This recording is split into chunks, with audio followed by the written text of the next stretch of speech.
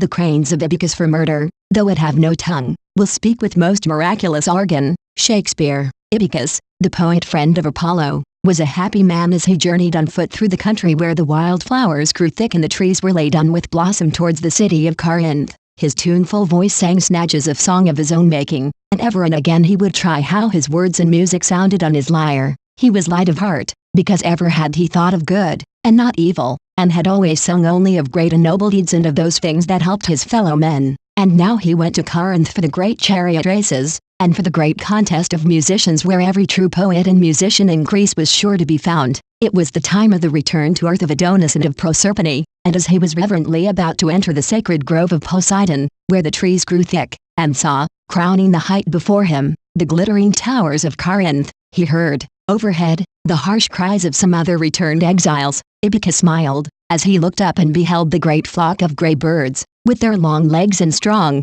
outstretched wings, come back from their winter sojourn on the golden sands of Egypt, to dance and beckon about to each other by the marshes of his homeland. "Welcome back, little brothers," he cried. "May you and I both meet with naught but kindness from the people of this land." And when the cranes again harshly cried, as if in answer to his greeting, the poet walked gaily on, further into the shadow of that dark wood out of which he was never to pass his living man, joyous, and fearing no evil. He had been struck and cast to the ground by cruel and murderous hands ere ever he knew that two robbers were hidden in a narrow pass where the brushwood grew thick. With all his strength he fought, but his arms were those of a musician and not of a warrior, and very soon he was overpowered by those who assailed him. He cried in vain to gods and to men for help, and in his final agony he heard once more the harsh voices of the migratory birds and the rush of their speeding wings. From the ground, where he bled to death, he looked up to them. "Take up my cause, dear cranes," he said, "since no voice but yours answers my cry." And the cranes screamed hoarsely and mournfully as if in farewell,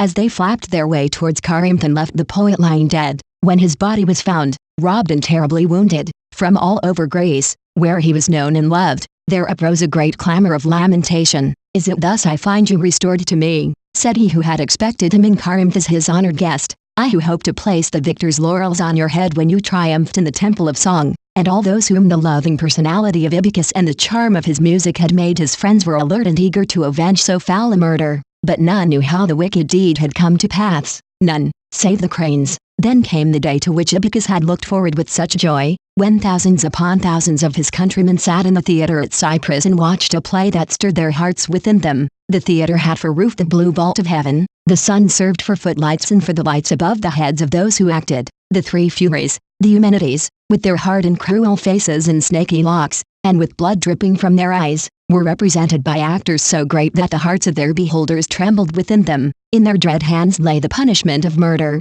of inhospitality, of ingratitude, and of all the cruelest and basest of crimes. Theirs was the duty of hurrying the doomed spirits entrusted to their merciless care over the Phlegethon, the river of fire that flows round Hades, and through the brazen gates that led to torment, and their robes were robes worn with all the pomp of horror, dyed in gore. Virgil, in solemn cadence, while the thousands of beholders watched and listened enthralled, the Furies walked round the theatre and sang their song of terror. "Woe, woe to him whose hands are soiled with blood! The darkness shall not hide him, nor shall his dread secret lie hidden even in the bowels of the earth. He shall not seek by flight to escape us, for vengeance is ours, and swifter than a hawk that strikes its quarry shall we strike. Unwearying we pursue, nor are our swift feet and our avenging arms made slow by pity. Woe, woe to the shedder of innocent blood, for nor peace nor rest is his until we have hurried his tormented soul down to torture that shall endure everlastingly." As the listeners heard the dirge of doom, there were none who did not think of Ibycus, the gentle-hearted poet, so much beloved and so foully done to death.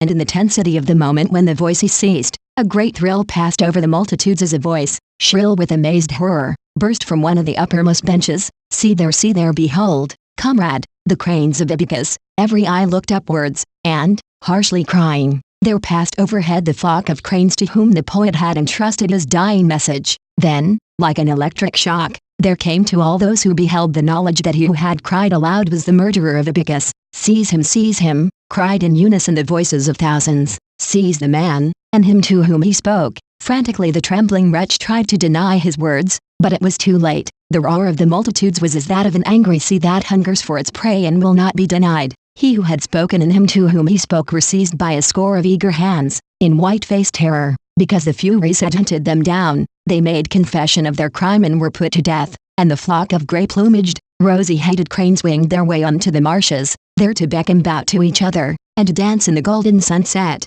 well content because their message was delivered, and Ibycus, the poet, musician who had given them welcome, was avenged.